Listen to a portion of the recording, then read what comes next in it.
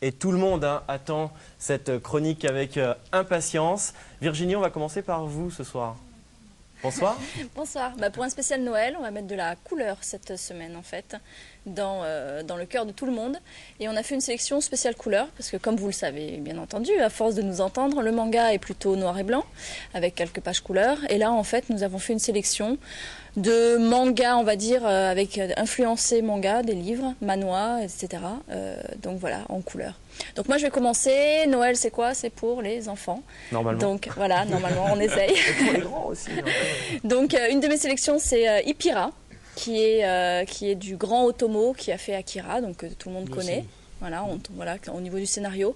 Je dis pour enfants, ça peut être aussi pour les grands, bien entendu, mais c'est vrai que c'est... alors que le manga, quand même, est relativement souvent pour à partir de 10 ans. Là, c'est un livre qu'on peut lire à ses enfants. Moi, j'ai le mien qui a 4 ans et demi, et je lui ai lu, et ça lui a plu. C'est une histoire de vampire, de Ipira, un petit vampire qui fait plein de farces avec son copain, et qui vont un petit peu changer le monde avec leur farce, un petit peu le perturber aussi. Donc, mais c'est vraiment au niveau du dessin, au niveau de la couleur, je ne sais pas si vous avez vu les planches, c'est une très très belle sélection et voilà, ça permet de faire une jolie histoire de Noël. Et c'est rare la couleur, non? Plutôt, oui. Dans le manga, c'est très très rare. Et là, c'est vrai que certains éditeurs sortent certains ouvrages voilà, pour un petit peu ouvrir les autres portes en fait à la culture et asiatique. Et donc voilà. Mais c'est vrai qu'on le retrouve surtout chez les Chinois, notamment coréens, chinois ouais, qui travaillent beaucoup avec la couleur. Donc moi je vais parler d'Orange, qui est un manga fait par Benjamin. Donc là on va pouvoir voir des images absolument sublimes. L'histoire est très dure, c'est l'histoire d'une jeune fille avec une bande de copains qui va écrire... sa dernière lettre, en fait, elle a envie de mourir et voilà. Et en fait, elle va nous raconter sa dernière lettre et on va suivre ça avec ses amis et tout. C'est d'une beauté absolument incroyable en termes de couleurs et tout. Un vrai plaisir de lecture, il faut vraiment le voir. Il faut le prendre un peu comme un livre d'illustration aussi beaucoup parce que bon, déjà il y a pas mal d'extraits d'illustration de l'auteur qui est vraiment très fort pour ça.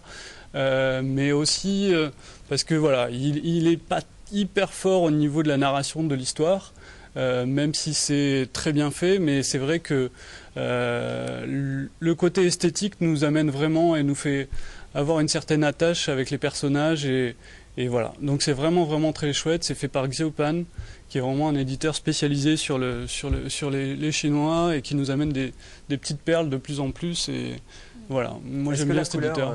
Mathieu, est-ce que la couleur adoucit un peu l'histoire, parce qu'on a compris que l'histoire sur celle-là, non. Non. Alors là, pour le coup, non, pas du tout. C'est au contraire très cru. C'est pas, je sais pas si ça se voit bien, mais c'est pas très net au niveau des traits et tout. Donc du coup, c'est encore plus profond dans l'âme des personnages. Et par contre, ma troisième sélection, la couleur adoucit vraiment. Et là, c'est vraiment un petit bijou de... Mais comment vous coupez Mathieu? Ah ouais, mais moi, je suis comme ça. J'ai remarqué. Je fais les transitions. Ah bah allez, maintenant. Donc, ma troisième sélection, c'est la bicyclette rouge. Donc, pas chinois, coréen. Donc, on appelle ça un manhwa et plus un manga. Mais un petit peu différent quand même parce que c'est en couleur, ce sont des petits strips. Et là, c'est du pur bonheur. C'est vrai que par rapport à Benjamin, où on est quand même dans la couleur et c'est quelque chose de très... Voilà, c'est extrêmement nostalgique. Ça va être l'histoire d'un facteur dans un petit village éloigné qui tous les matins va déposer son courrier. Et en fait, par ces petites histoires où il va rencontrer les gens, etc., on a vraiment une belle image de ce que peut être la Corée et de la culture asiatique, de leur façon qu'ils ont de pouvoir vivre les choses très simplement, mais très profondément. Et c'est vrai quand on le lit, on se dit « Oh, mais finalement, on en ressort avec un petit peu changé, avec de l'émotion. » Et ça, je trouve que pour Noël, parce que c'est vrai que Benjamin, c'est vraiment exceptionnel au niveau du graphisme. Et au niveau... picore, hein, c'est des petits chapitres, du coup... On le lit avec un style un peu épuré, très épuré.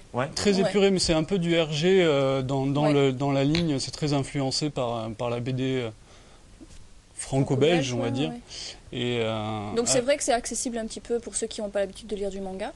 Et donc pour ça, c'est vraiment bien. Ça. Noël permet de faire de grandes découvertes et des surprises. Donc on incite Non, mais tout c'est le vrai monde que ces 3 titres pour Noël, si jamais le manga fait peur un petit peu, le côté noir et blanc, là ils sont tous en sens français de lecture, donc c'est plus facile à lire et en plus il y a de la couleur. Ça peut être aussi un moyen de rentrer dans l'univers du manga. Et sous le sapin Ikoku, que des mangas, le 24 ou le 25? Bah non, parce qu'on est ouvert d'esprit quand même. Des mangas, des bonbons japonais, on est très ouverts. Et rapidement pour conclure, du coup cette dernière rubrique manga, avant-dernière peut-être? Non, dernière de l'année. Dernière de l'année. Ouais. Eh bien, quelle sera la tendance en 2008? La tendance, Il y aura une tendance toujours plus de mangas, ça c'est sûr. Après, on attend toujours des éditeurs qui proposent de plus en plus de choix.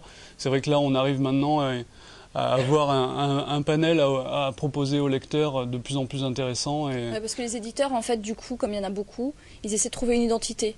Et leur propre identité, du coup, on trouve d'autant plus de petits bijoux parce que... dont on a parlé ce soir, Voilà. Il y en a qui On se sort vraiment du spécialisent shonen vraiment classique. et c'est vraiment très agréable. Bon, eh bien, Virginie, Mathieu, merci beaucoup. Bonne année. Ouais.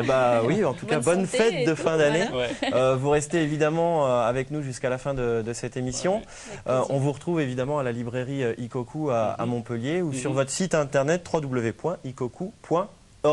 Exactement. C'est cela? Merci. Très bien, parfait. Très bien. Eh ben, vous restez Comme avec toujours, nous. parfait. Ah, merci.